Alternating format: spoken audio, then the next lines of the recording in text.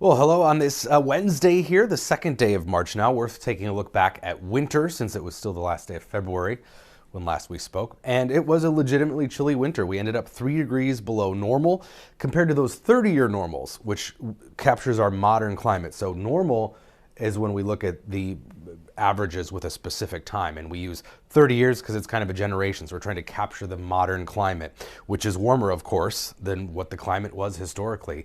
So when we look at the historic averages, we were only 0.3 of a degree below normal. So this was pretty much a normal winter historically. This would have been a winter that we would have had on average every other year earlier in the 20th century, but now has become a 1 in 4 year winter. And to put that into perspective, so despite being a chilly winter, this is another sign of climate change. It was 8 years since we had a winter like this. So it was long overdue to have a cool winter. We're still gonna have ups and downs, remember. The trend is what is upward. And it was a mild one yesterday, 2 days in a row in the 40s. Hasn't happened since mid-December, so eking out signs of spring. And where there's no snow, of course, close to 50 plus yesterday.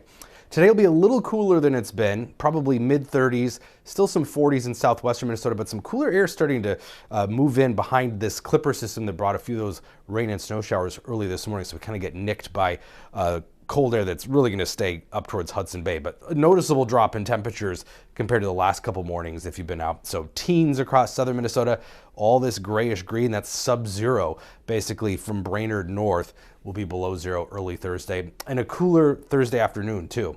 Probably 20s here in the south, teens across northern Minnesota, but we are back above normal, back into the 30s here on Friday. And even warmer. I'm going to skip ahead here to Saturday because this plays into our storm system. We're talking low 40s at least here, some 50s in southeastern Minnesota. Meanwhile, notice the teens and 20s across northern Minnesota. So quite the temperature gradient, and that's going to play into the next system, which is still out in the Pacific. The center of the system, way out in the Pacific, west of California.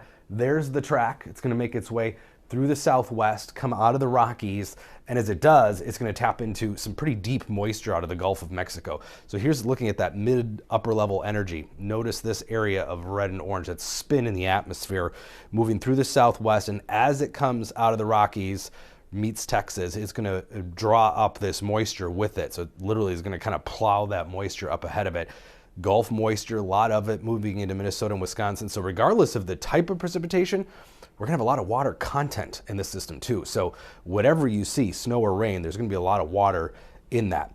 And what's gonna play into this too, along with the moisture, is gonna come some warm air. In fact, the red line here, that's the above freezing line aloft, 4,000 feet up. So possibly the southern half of Minnesota will see at least a mix, if not all rain at one point, because of that very warm air moving in the surface and aloft, almost a mile up. So that's why we're looking at rain.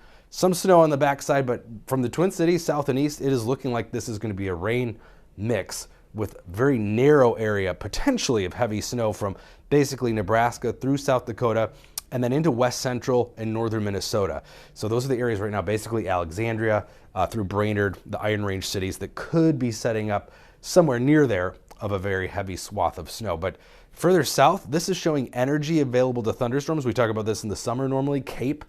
We're going to have some of that Saturday. So definitely the potential of some lightning and thunder. Here's the European model's forecast of some lightning.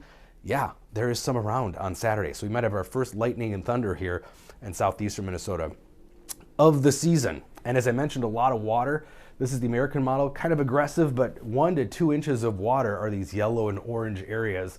And of course, if that's in the form of snow, we're talking easily a foot of very wet, heavy, typical March snow, possibly across northern or western Minnesota. So the track of all this still up in the air a bit because that storm is still way out to the west, but models are in general agreement at this point of that track. So mild yet today, close to normal. Tomorrow will be temporarily chillier, already into the upper 30s Friday, and then a very mild Saturday, but with rain and snow showers. And then we are going to see temperatures cool off a little bit. So all that water we're going to have around, at least at night, will become some frozen puddles early Sunday and Monday.